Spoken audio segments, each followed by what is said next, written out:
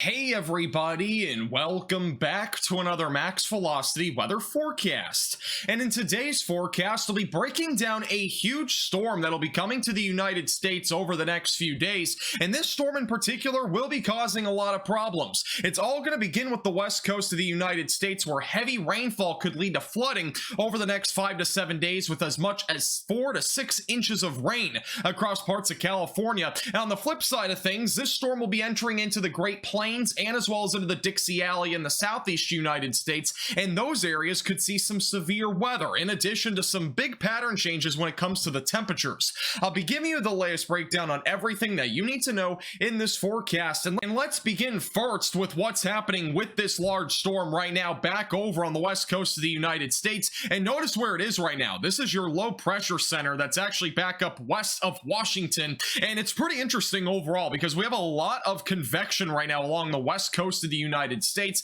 That's leading to many areas to see a lot of rainfall tonight into tomorrow morning. And once this starts to move further off to the east, we're basically going to see two different parts to the storm. One of which will move off to the north and east, basically toward Canada. That's where we're going to be seeing some rainfall out of this particular storm. But the second part of this is over here. That's back over in California. And this band of energy is going to actually move over the Rocky Mountains as we go into tomorrow and Friday. And that'll eventually turn into its own storm as it moves toward the United States. And that'll start to impact areas back over near Texas, Oklahoma, and as well as back through areas again in the Great Plains and back into the southeast United States. So it's quite an interesting storm overall with what's going to be coming with this. Here's another view of it with the infrared imagery across the entire lower 48. I did want to point out a couple of different things. The first of which again is the storm activity back over on the west coast of the United States. Most of this is purely rain, but that's what's happening back over there. And then back over here in the central and southern plains, we do have a little bit of moisture lifting up to the north. We do have some ridging in place, so overall mostly dry and warm across much of the lower 48, including the east coast and the Great Plains.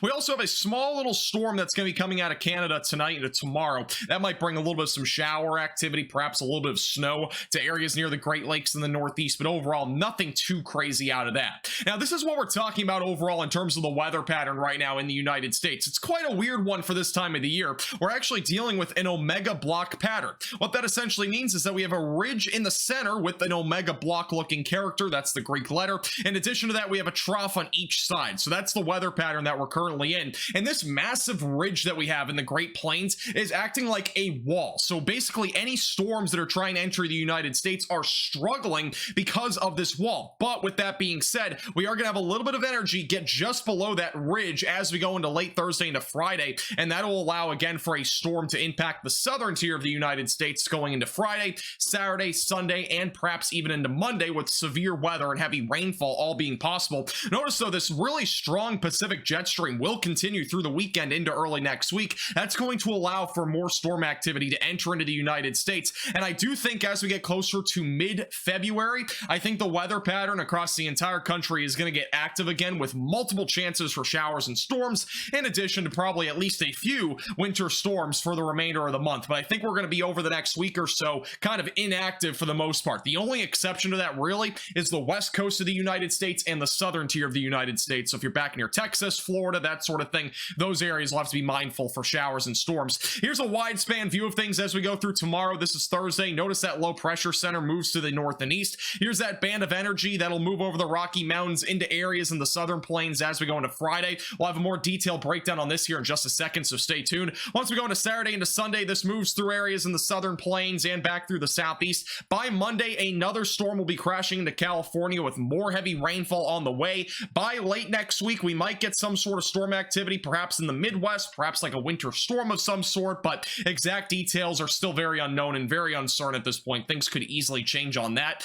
In terms of rainfall in California, well, through tomorrow, most of the rainfall will fall tomorrow, at least through the weekend. We'll be talking about most areas seeing between 1 to 3 inches of rain. Some isolated locations, even up in northwest California, could see as much as 3 to 5 inches of rain. We'll have another shot of rain as we go into Monday and a Tuesday. That'll add right on top of what we're going to see. And overall, for the next 7 days, you can expect around 4 to 6 inches of rainfall for much of the state. I do think the widespread value, though, will be between 2 to 5 inches of rain. 4 to 6 inches will definitely be possible. I think it'll be a bit more scattered. And then isolated areas could see as much as 7 to 8 inches of rainfall. All right, let's talk more about the storm that will be impacting the southern tier of the United States and what exactly will be happening there with the Midwest. forecast. We're going to begin though with the severe weather potential for Friday, because this particular storm will be bringing some severe weather to the southern tier of the United States from Friday, probably all the way through Sunday into Monday. This particular storm has those ingredients. So beginning with flying fences Friday, we do currently have a marginal threat of severe weather.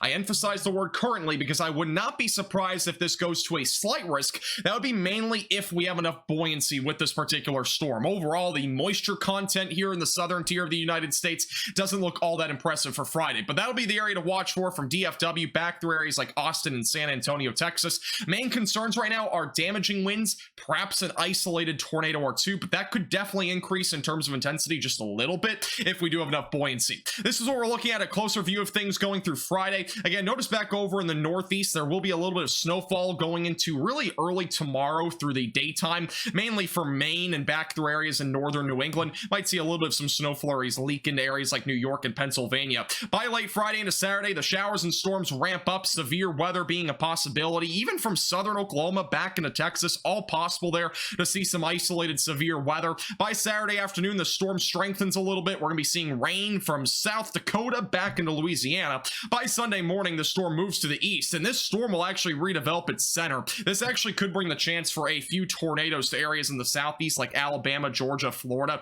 I'd be mindful of that. I think more than anything, if this storm really has the main location of it being across areas like central and southern Mississippi, I think the main concern for tornadoes or any sort of severe weather would likely be down near Florida. But if this low pressure center is a little bit further up to the north, we could see that change a little bit. But be mindful of that Sunday if you're down in Florida. By Monday, this continues to roll to the east. Rain will continue all the way through Tuesday morning in Florida before that leaves. By late next week, we'll be watching for the potential of some sort of larger scale storm developing across the northern tier of the United States, but exactly where this happens, how intense it is, and if it even happens are still unknown things right now. So stay tuned, make sure you subscribe to the channel. We'll keep you posted with the latest as that storm evolves. By the way, here are the dew points as we go into Friday into Saturday. Notice the dew points overall in the mid to upper 50s. It's not overly supportive for significant severe weather. We really need to get above 60 degrees for dew points for it to be more significant. Overall, we're not going to see that. Where we will see that though will be Sunday across parts of Florida where dew points will get as high as the low to mid 60s. So if we see some sort of organized severe weather event happen there, that would be because we have a bit more moisture in addition to actually some instability. Here's the instability going into Friday night. There will be some, but overall not very organized. By Saturday, still a little bit of instability across parts of North Texas, and eventually as we go into Sunday, instability is primarily along the Gulf Coast. By Sunday evening, a bit more instability back down in Florida. And by the way, instability is like putting gasoline into a vehicle. It's essentially what fuels severe storms. So that'll be something to watch for again as we go into this weekend. Now, in terms of rainfall accumulation over the next 7 days, again, the West Coast will be seeing the brunt of the rainfall. The key is at the bottom of your screen. Notice many areas from the southern plains back through the southeast. We'll see a widespread anywhere from 1/10 of an inch of rain upwards of even 2 to 3 inches of rain across parts of Texas, Louisiana, and Mississippi. But overall, the Midwest and the Ohio Valley will see a big fat goose egg for the most part as we go throughout the rest of this week into early next week. Thank you so much for watching. Make sure to hit the like button down below and subscribe if you've not already.